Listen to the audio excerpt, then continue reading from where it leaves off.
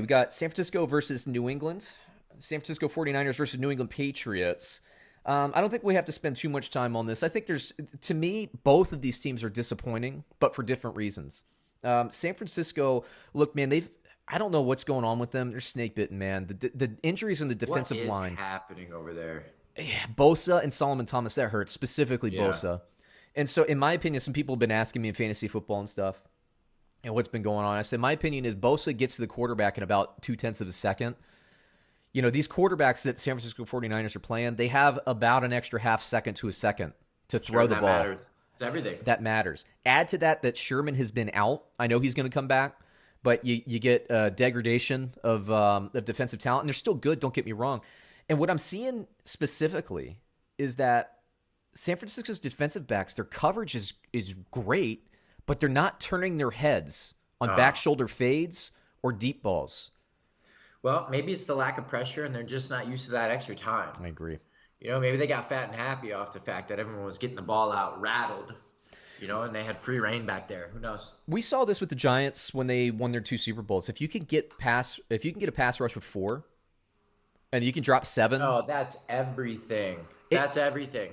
And it's incredible to me to watch these teams. Like, I know the Legion of Boom team, you know, Seattle Seahawks and all that, and I know these teams that will drop crazy money on defensive backs, like to have 2 or 3 defensive backs and then pay a safety out.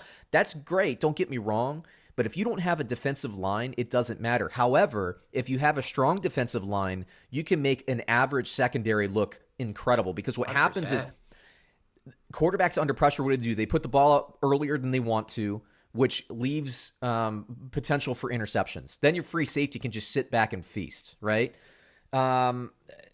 Then you get to ball deflections. Your linebackers pick off more passes. That makes an average linebacker and defensive backfield better. Now, San Francisco, they have strong players, so it makes them crazy elite. It's a bummer that Bosa went out. And then on the offensive... Is he out for the year? Sorry, Sean. He is, yeah. It was a blown ACL. Okay. Him and Thomas, and I believe the same game, like in the first quarter. It just sucks. Then you get San Francisco's offense. They've been injured off and on, but they finally look healthy, and then they lose Mostert, which is a bummer that he's going to go on the IR. It's a high ankle, so it'll be fine. Garoppolo had the high ankle, missed a couple games. His backups looked awful. Then he looked awful against Miami, although I wasn't freaking out about that, but he looked bad in his first week back. You know, sometimes it just it gets away from you. Yeah. Right? Like every now and then you take the field and you either win one of those games per year and then you also lose one as well. Yeah, and if you're a quarterback and you can't plant and push off that ankle, you know, that is, your balls are going to sail every now and then and all that stuff. So I wasn't worried about Miami. He looked awful. Mullins looked awful against the Eagles. What I find is interesting, though, is San Francisco looked good against the Rams. I think that was predictable. I think we both had them, the 49ers. I know at least I did. I can't remember if we both did. But the Rams are 4-2, and they've won 4 games against the NFC East and nobody else, which we'll talk about in a bit. The 49ers are 3-3 at this point. 2 of their wins are against the New York Jets and the New York Giants, and then they handled the Los Angeles Rams. So I don't know what we get. Let's switch it to New England for a bit. Cam Newton looked awful. Did he? I didn't catch it. Looked awful. Terrible. I watched that game in its entirety. I had Pittsburgh, Cleveland on primary TV. TV 2 was New England and Denver. Woof. I don't know what else to say, man. Woof. Was it because they didn't have time to practice or prepare, or? It was, I don't know, man. Cam Newton, and maybe some of this goes to Denver's credit. Maybe their secondary is a little bit faster than I thought. Cam Newton's arm looked weak. I've never said that before. His arm looked weak. The New England Patriots wide receivers for the second year in a row aren't separating downfield. It's like they don't have any receivers. They never have. Right. That's not what they do well. Yeah. Look, the New England Patriots defense is a Super Bowl caliber defense. Don't get me wrong. And their running game is strong, especially with Cam Newton. But here's what happened is Denver's defense is good against the run. So, like, what would happen if New England played Tampa Bay, who's got a great run defense? Not the Tom Brady versus New England angle, but just a run defense that can shut down the run.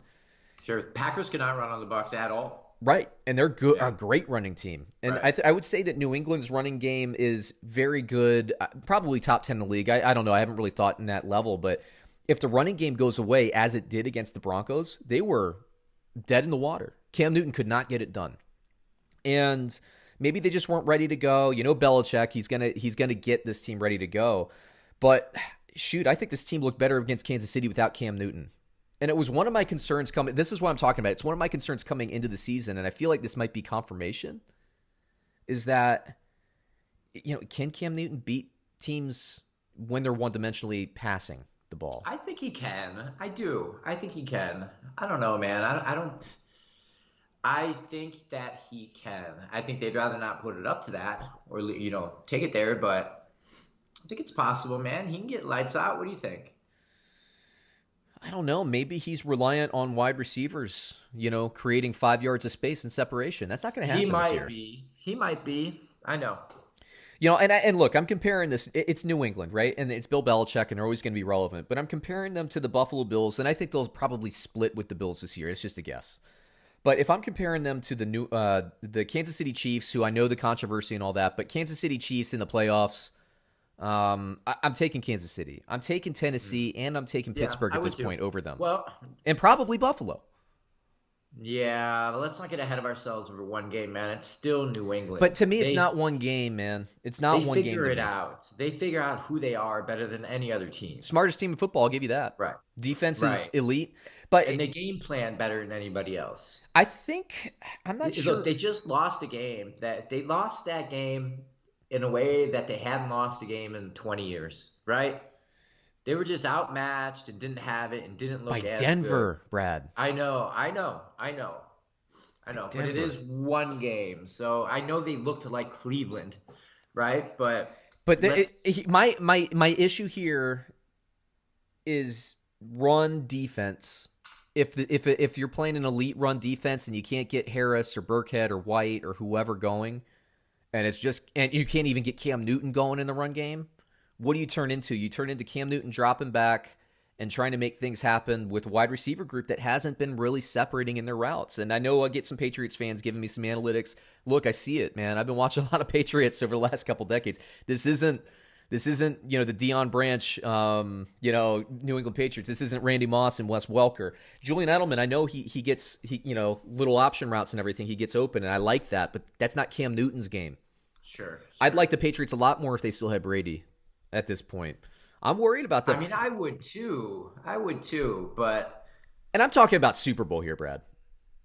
That's really my gripe. I think they'll be in the playoffs. I don't think the season's lost, but they're going to run into teams that can stop the run and can put up points. I don't think in January New England can compete with Pittsburgh if the season ended today. I'm not worried about New England. I'm not. I am. Okay. I am. All right. I'm worried about him, Brad. I'm really worried.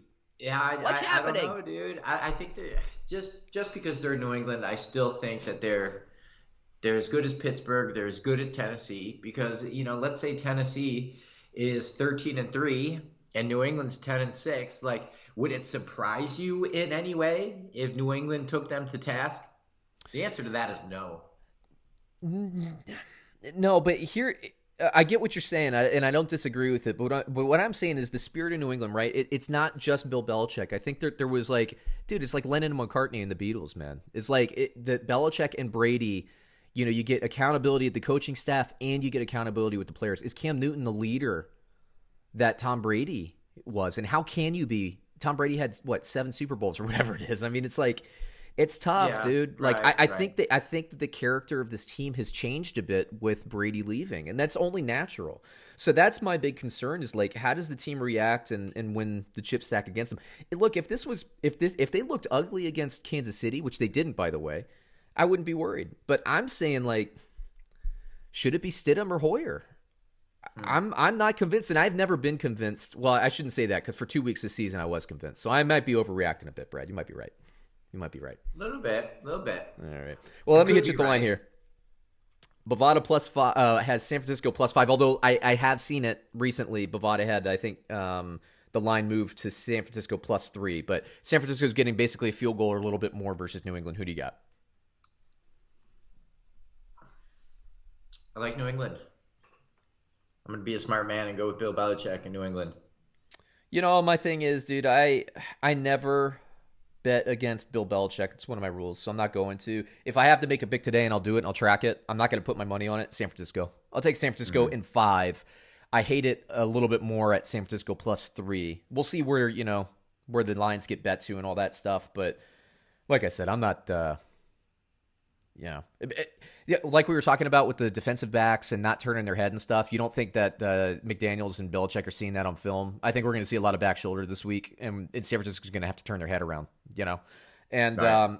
and New England will do that all game. It would not shock me at all if New England handles San Francisco. Although I do think San Francisco is a better team at this point. Wouldn't shock me. So I'm going to stay away from it personally.